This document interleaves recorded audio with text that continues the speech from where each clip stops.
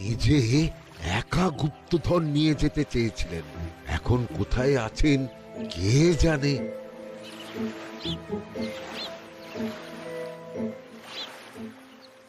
এই অন্ধকারে কিছু দেখতে পাচ্ছি না তো। দাঁতাতে কি ছিল? হ্যাঁ, কি ছিল? হেথায় হোথায়।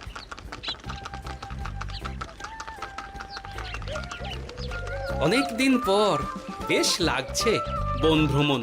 মাঝে মাঝে কাজের ফাঁকে এইসব জায়গায় এলে মন খুব ভালো লাগে। শুদ্ধ বাতাস, মাটির সোনা গন্ধ, পাখির কলতান, আহা।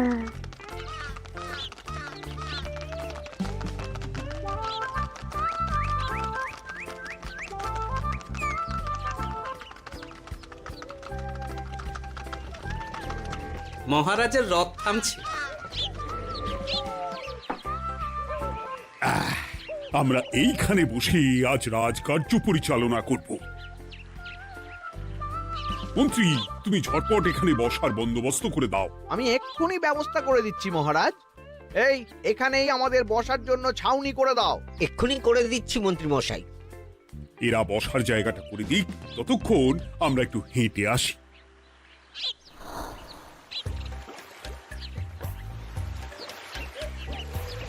সকালবেলা হাঁটা শরীরের পক্ষে খুব ভালো মহারাজ।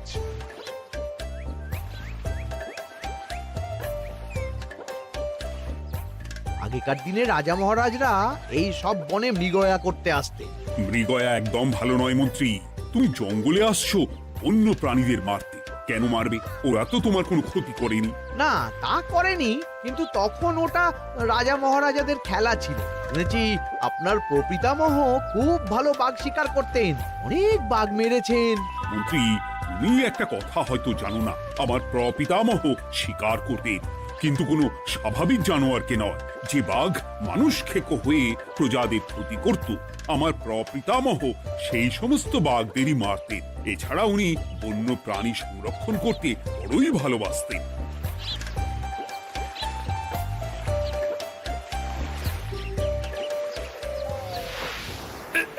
উফ, এটা আবার কি? এই এটা আবার কোথা থেকে উড়ে এলো? কোথাও তো ঝড় হাওয়া কিছুই নেই।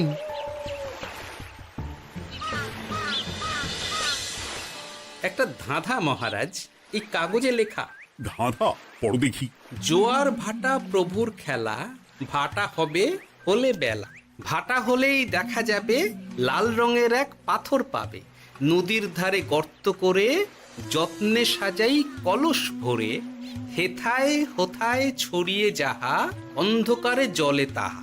ঢুকলে চক্ষু ঝলসে যাবে, হাতের কাছে ঘন্টা পাবে। ঠিক ঘন্টা বাজলে পরে পড়বে ঝরে থরে থরে। ঘন্টা যদি হয় ভুল, যেন তুমি হারাবে কুল।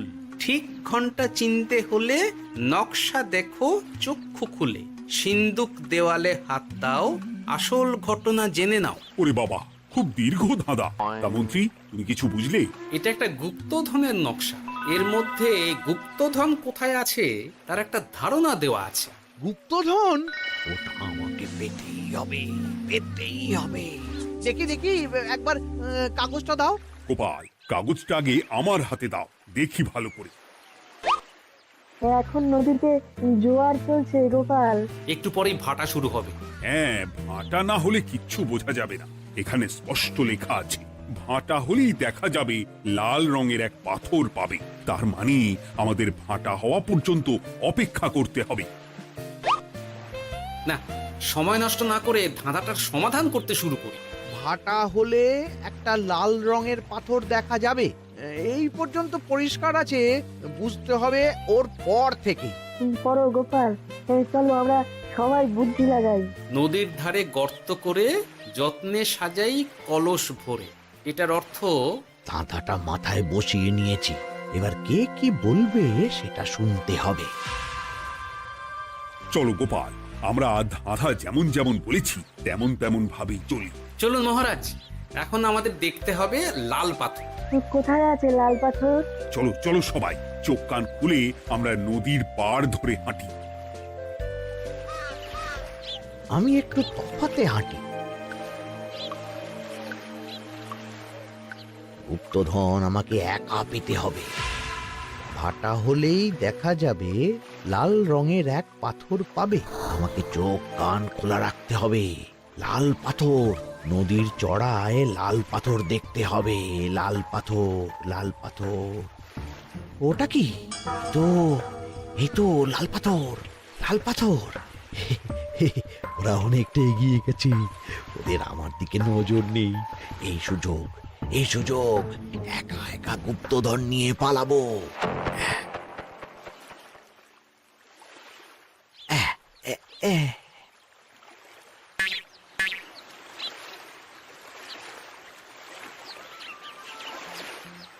কি গো, আমরা তো হেঁটেই চলেছি, লাল পাথর তো কই দেখতে পাচ্ছি না। আরেকটু হাঁটতে হবে মহারাজ, গুপ্তধন বলে কথা, ওকে আর সহজে ধরা দেয়? সেটা অবশ্য সঠিক কথা। আচ্ছা, আমরা সবাই তো আসছি হেঁটে হেঁটে, মন্ত্রী মশাই গেলেন কোথায়? ও কি যে ঘটে!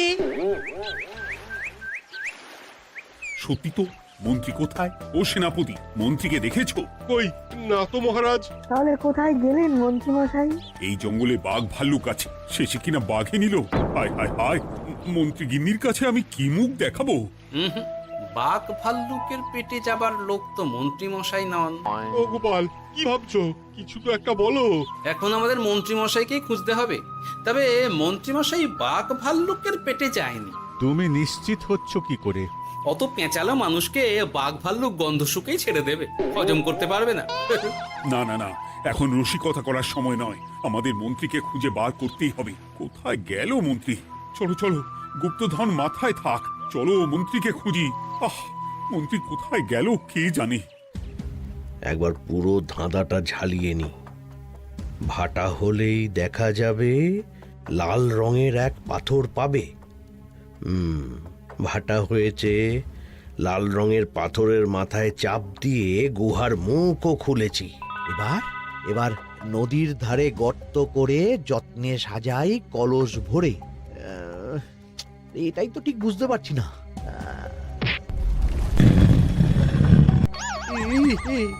এই রে, এবার কি হবে? হ্যাঁ মহারাজ, কোথাও একটা আওয়াজ হলো। এই, আওয়াজটা কোন দিক থেকে হলো? চলুন সামনে এগিয়ে যাই। আমার মনে হয় আওয়াজটা সামনের দিক থেকে এলো। আমারও তাই মনে হলো। তবে কি মন্ত্রী মশাই লাল পাথরের হদিশ পেয়ে গেছেন? আমাদের চোখে পড়লো না, অথচ মন্ত্রী মশাইয়ের চোখে পড়ে গেল। আসলে আমরা কথা বলতে বলতে গেছি, তাই নজরে পড়েনি। মন্ত্রী মশাই একা একা আমাদের পেছন পেছন আসছিলেন। উনি ইচ্ছে করেই আমাদের পেছনে পেছনে আসছিলেন। নিজে একা গুপ্তধন নিয়ে যেতে চেয়েছিলেন, এখন কোথায় আছেন কে জানে।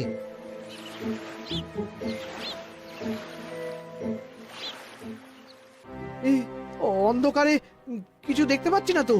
দাঁতাতে কি ছিল? হ্যাঁ, কি ছিল? হেথায় হোথায় ছড়িয়ে যাহা, অন্ধকারে জলে তাহা, ঢুকলে চক্ষু ঝলসে যাবে, হাতের কাছে ঘন্টা পাবে। পেয়েছি পেয়েছি, ঘন্টা ঘন্টা ঘন্টাটা পেতে হবে। ঘন্টাটা ঘন্টাটা ঘন্টা। ভাটা হলেই দেখা যাবে লাল রঙের এক পাথর পাবে। নদীর ধারে গর্ত করে যত্নে সাজাই কলস ভরে, হেথায় হোথায় ছড়িয়ে যাহা, অন্ধকারে জলে তাহা, ঢুকলে চক্ষু ঝলসে যাবে, হাতের কাছে ঘন্টা পাবে। ঠিক ঘন্টা বাজলে পরে পড়বে ঝরে থরে থরে, ঘন্টা যদি হয় ভুল যেন তুমি হারাবে কুল। ঠিক ঘন্টা চিনতে হলে নকশা দেখো চক্ষু খুলে, সিন্দুক দেওয়ালে হাত দাও, আসল ঘটনা জেনে না। এবারে ভালো করে ঠান্ডা মাথায় ভাবতে হবে। ভাটা হলেই দেখা যাবে লাল রঙের এক পাথর পাবে। সেই লাল পাথরটাই তো খুঁজে পাওয়া যাচ্ছে না, অথচ মন্ত্রী মশাই খুঁজে পেলেন। আওয়াজটা কোথা থেকে আসছিল? এই কাছে পিঠে এই কোথা থেকে আওয়াজটা আসছিল।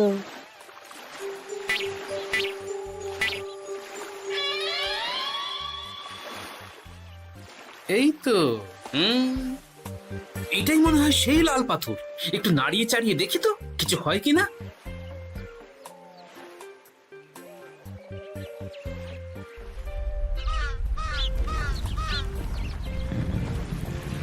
এই তো কাজ হয়েছে।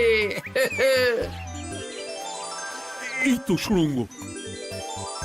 আপনারা নিচে নামুন। আপনারা কি দেখছেন সেটা বলবেন মহারাজ। সবাই যদি নেমে যাই, যদি কোনো কারণে সুড়ঙ্গের মুখ বন্ধ হয়ে যায়, তাহলে আর আমরা বাইরে বেরোতে পারবো না মহারাজ। গোপাল ঠিকই বলেছে, আমরা দুজন বাইরে থাকি। মহারাজ, আর একটা কথা, কোনো ঘন্টায় হাত দেবেন না, মনে আছে তো? ঘন্টা যদি হয় ভুল, যেন তুমি হারাবে কুল। ওরে বাবা, এই বয়সে আর কুল হারাতে চাই না। ঠিক আছে, তোমার কথাই অক্ষরে অক্ষরে পালন করব।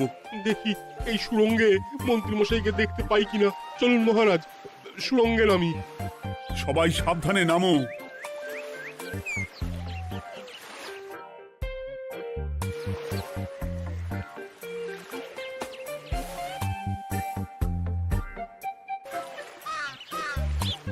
মহারাজ, ওখানে কি কি দেখতে পাচ্ছেন? ওখানে কি মন্ত্রী মশাই আছেন? না গোপাল, মন্ত্রীকে এখনো দেখতে পাইনি। শুধু আমি এখানে অজস্র পাথর দেখতে পাচ্ছি। পাথরে পাথরে ছয়লা, ছোট বড় অজস্র। পাথরগুলো বড় অদ্ভুত, কিরকম কিরকম মানুষ মানুষ গড়ন। লম্বা বেঁটে হরেক রকম। মানুষ মানুষ গরম, সেটা কি রকম? আর কিছু? কোনো কলসি কি দেখতে পাচ্ছেন? কলসি তো দেখতে পাচ্ছি না। মহারাজ, কলসি থাকতেই হবে, কারণ ধাঁধায় লেখা আছে, নদীর ধারে যত্ন করে যত্নে সাজাই কলস ভরে। গর্তটা আসলে হলো সুড়ঙ্গ, কিন্তু কলস। মহারাজ, মহারাজ, এইদিকে এইদিকে একটা কলসের মতো কি যেন আছে। এইদিকে আসুন, এদিকে এদিকে। হ্যাঁ গোপাল, দেখতে পেয়েছি। এবার আমি যেরকম যেরকম বলবো সেই রকম সেরকমই করবেন। আমি বিজ্ঞানীকে নদী থেকে জল তুলে পাঠিয়ে দিচ্ছি। পাত্র কোথায় পাবে? আমাদের জল খাবার যে পাত্র আছে সেটা আনতে লোক পাঠাচ্ছি। ঠিক আছে। শুধু একটা কথা বলছি, আপনারা কেউই সুড়ঙ্গের ভেতরে কোনো কিছুতে হাত দেবেন না। কেন গোপাল? সব পরে বলবো, এখন আমি যা বলছি সেটা শুধু মনে রাখুন। সুড়ঙ্গের ভেতরে কিছুতে হাত দেবেন না। ঠিক আছে। প্রহরী, তুমি যাও, যেখানে আমাদের বসবার আয়োজন করা হয়েছে সেখানে গিয়ে একটা জলের পাত্র নিয়ে নদী থেকে জল ভরে নিয়ে এসো। গোপাল, মন্ত্রী মশাই কোথায় গায়েব হয়ে গেলেন? কোথাও গায়েব হয়ে যাননি বিজ্ঞানী, কোথাও গায়েব হয়ে যাননি উনি। উনি ওই সুড়ঙ্গের ভেতরেই আছেন। কিন্তু কেউ তো ওনাকে দেখতে পাননি। সম্ভবত পাথর হয়ে আছে। এখন কিভাবে পাথর হয়েছেন সেটা তো আমি বলতে পারবো না। সবটাই স্বপ্নের মতো লাগছে। ঠিক যেন স্বপ্নের মতো লাগছে। এই জীবনে সুরঙ্গ দর্শন হয়ে গেল। আমাদের পাতাল প্রবেশ। পাতালে আসিয়া আমি মনে মনে বলি, গুপ্তধর নিয়ে আমরা যেন সৎ পথে চলি। তোমার এখনো কাব্য আসছে সভাকবি? আসছে মানে কাব্যের সাথে আছে রোমাঞ্চ, করছে গা শীত, হচ্ছি আমি অধীর। মহারাজ, জল দিয়ে বিজ্ঞানীকে পাঠাচ্ছি। কি করতে হবে বিজ্ঞানীকে সব বলে দিয়েছি। তুমি ভেতরে আসবে না? আসবো ঠিক সময়ে। এখন আমি যেমন যেমন বলবো আপনি ঠিক তেমন তেমন করবেন। ঠিক আছে। বিজ্ঞানী, যেমন যেমন বললাম ঠিক তেমন তেমন ভাবে কলসিকে জল দিয়ে পরিষ্কার করবে। মনে রেখো, ধাঁধায় আছে কলসি সাজাই যতন কর। তুমি একটা কথা মনে রেখো বিজ্ঞানী, কোথাও হাত দিও না কিন্তু। ঠিক আছে গোপাল, তোমার উপস্থিত বুদ্ধির তুলনা নেই। আমি যাচ্ছি গোপাল। সাবধানে সাবধানে। মহারাজ, বিজ্ঞানী যাচ্ছে। সাবধানে নামো, সাবধানে। মহারাজ, কলসিটা কোথায়? ওই তো, একটু সাবধানে যাও।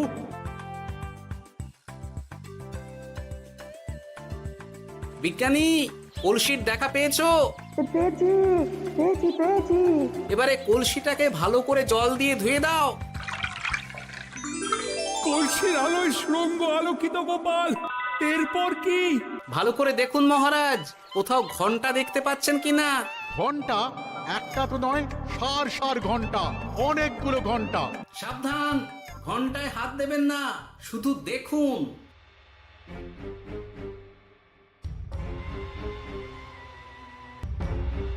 মহারাজ, আমরা গুপ্তধনের খুব কাছে চলে এসেছি। তাই নাকি? কি মজা কি মজা, এবার খাবো ক্ষীরের গজা।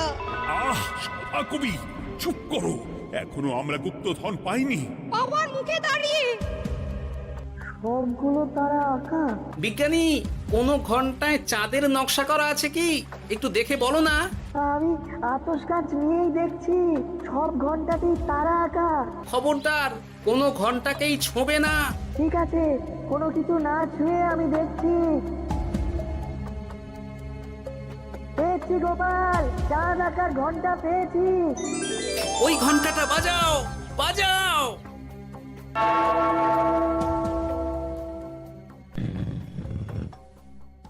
গুপ্তধন পেয়েছেন মহারাজ?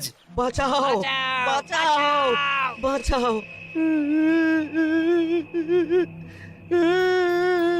বাঁচান মহারাজ, বাঁচান বিজ্ঞানী, মহারাজ, মন্ত্রীর গলা পাচ্ছ না? মহারাজ, আমি পাথর হয়ে আছি, আমাকে মানুষ করুন মহারাজ। তুমি তো মানুষই ছিলে, হঠাৎ করে পাথর হলি কেন? মহারাজ, গুপ্তধন পেয়েছেন? পেয়েছি, তার সাথে মন্ত্রীকেও পেয়েছি। মন্ত্রী এইখানে কোথাও পাথর হয়ে দাঁড়িয়ে আছে। দাঁড়ান মহারাজ, এবার আসছি। সাবধানে এসো। আমি ভেতরে যাচ্ছি, বুঝলে? যদি কোনো কারণে দেখো পাথরটা গুহার মুখটা আটকে দিয়েছে, অমনি তোমাদের কাজ হলো পাথরটাকে ছুঁয়ে ফেলা, বুঝলে? ঠিক আছে গোপাল দাদা। আমার মনে হয় বিপদ আর কিছু ঘটবে না, তবুও সাবধানের তো মান নেই। ঠিক আছে, তুমি নিশ্চিন্তে ভেতরে যাও।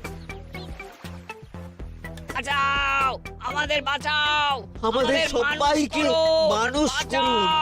আমাকে মানুষ করুন মহারাজ। আপনাকে তো মানুষ করা হবে মন্ত্রী মশাই।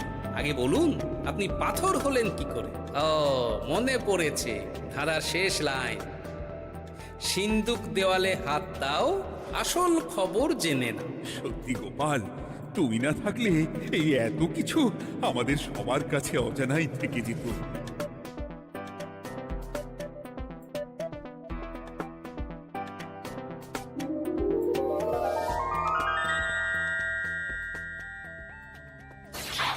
ধন্যবাদ আমাকে মুক্ত করার জন্য। আপনি কে? আমি যক্ষ।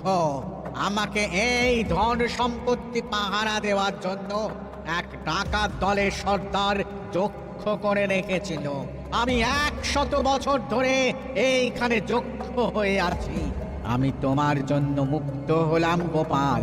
এই সম্পত্তি তোমার গোপাল। সম্পত্তি নিয়ে আমি কি করব? আমি এই সব সম্পত্তি মহারাজকে দান করলাম, রাজ্যের অনেক কাজ হবে। তুমি ধন্য গোপাল, তুমি ধন্য। এবার আমার যাবার সময় এসেছে, আমাকে যেতে হবে।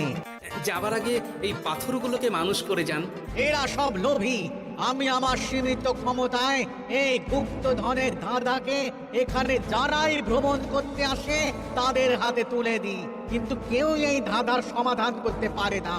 সবার মনে লোভ কাজ করে, এই লোভ এদেরকে পাথর করে রেখেছে।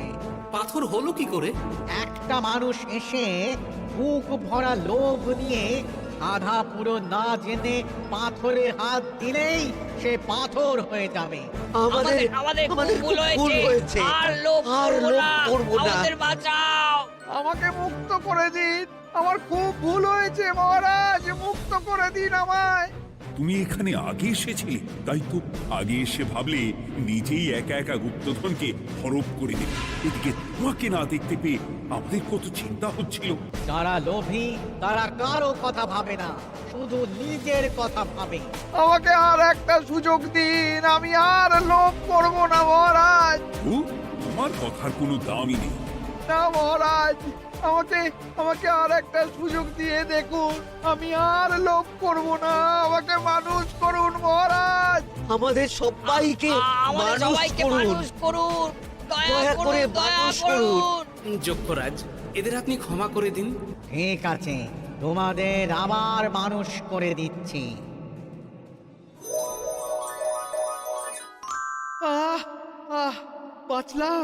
বাঁচলাম। এই রকম বারবার বাঁচা যাবে না কিন্তু। এবার সাপ ব্যাং যাই হবে না কেন ওইভাবেই থাকতে হবে, এই আমি বলে দিলাম। এবার আমার মুক্তি। মুক্তি নেবার আগে আরেকটা প্রশ্ন, যে ডাকাত সর্দার তার সম্পত্তিকে রাখার জন্য আপনাকে যক্ষ বানিয়েছিল, এ সম্পত্তি তো তাদের, আমরা তো নিতে পারি না। লোভ বড় খারাপ গোপাল, অতিরিক্ত লোভ মানুষকে পশু করে দেয়। ওই ডাকাত দল এই সম্পত্তির জন্য সবাই কাটাকাটি করে মরে গেছে, কেউ আর বেঁচে নেই। সুতরাং এই সম্পত্তিতে তোমার অধিকার আছে, এই সম্পত্তি তুমি গ্রহণ করো। নিলাম আমি, কিন্তু এই সম্পত্তি মহারাজকে আমি দান করলাম। ডাকাত দল জনগণের সম্পদকে লুটেই তো সম্পত্তি বানিয়েছে, তাই আমি জনগণের কাজে লাগবার জন্যই এই সম্পত্তি মহারাজকে দিলাম। গোপাল, তোমার জয় হোক। এবার তাহলে আমি যাই, তোমরা সবাই সুখে থেকো আর ভালো থেকো। গোপাল, তোমার তুলনা হয় না, তোমার ঋণ আমি কোনোদিন শোধ করতে পারবো না। তুমি কৃষ্ণনগরের জন্য যা করলে তা ইতিহাসে লেখা থাকবে। না মহারাজ, আমি এমন কিছু করিনি, এই কাজ সবাই করবে। জয় গোপালের জয়, জয় গোপালের জয়, জয় কৃষ্ণনগরের জয়। জয় কৃষ্ণনগরের জয়।